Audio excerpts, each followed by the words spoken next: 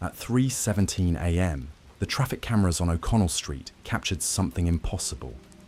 The street was empty. Rain shimmered under the neon glow.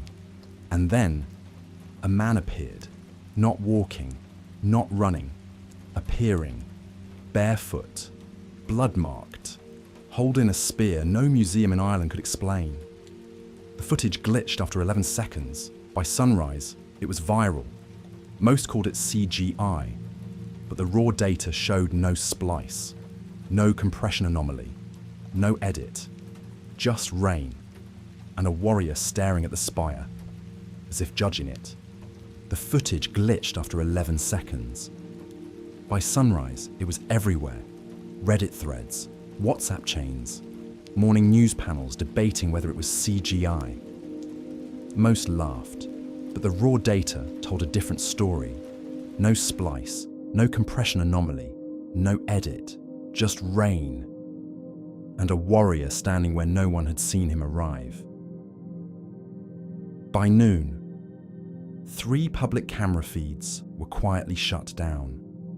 No official statement was released, but inside a secure room beneath Dublin Castle, the footage played again, and again, and again, because the man on the screen did not move like a hoax. He moved like something that remembered war. At 4:02 a.m, a Garda patrol approached slowly. "Sir, are you injured?" The stranger turned. His eyes were not confused. They were furious. He spoke 2 words. "Glea I was called." The officer blinked. "What?" The man moved. 1 step, and the distance between them vanished. The spear struck asphalt. The street cracked like old stone.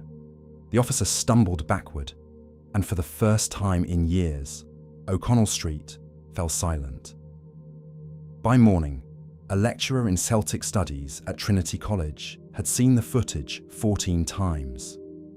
He zoomed in, on the spearhead, on the torque at the neck, on the unnatural tension in the shoulders.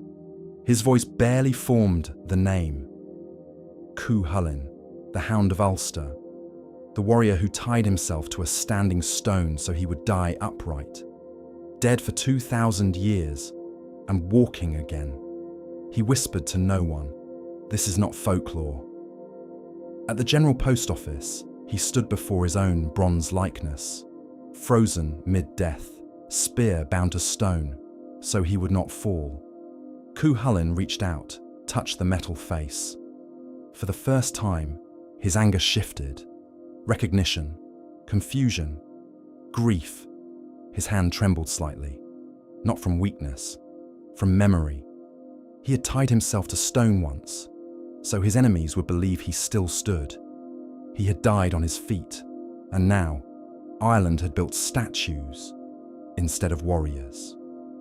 He looked at the city again, and for the first time, he looked disappointed.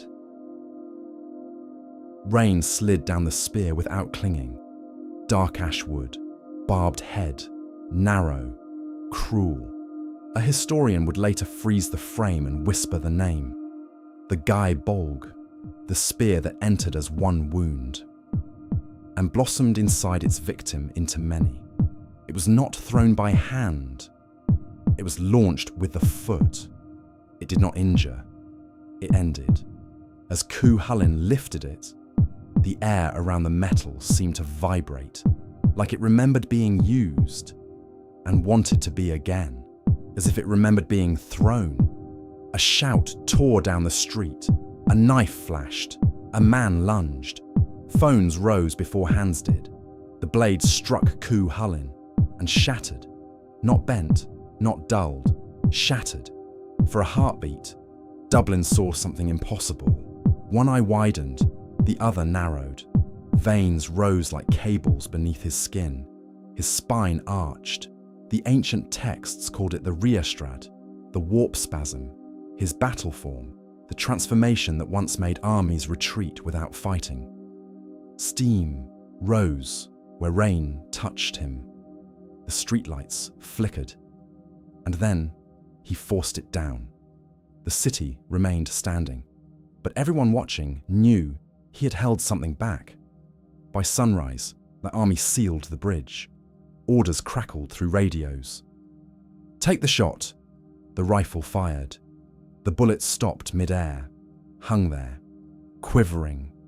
Cú Chulainn stepped forward, placed a hand against the young soldier's chest. "You are not my enemy." The bullet fell. Live stream numbers surged. Comment sections stopped laughing. Clouds gathered too quickly to be weather. Crows covered rooftops. Hundreds, silent, watching. A child began crying without knowing why.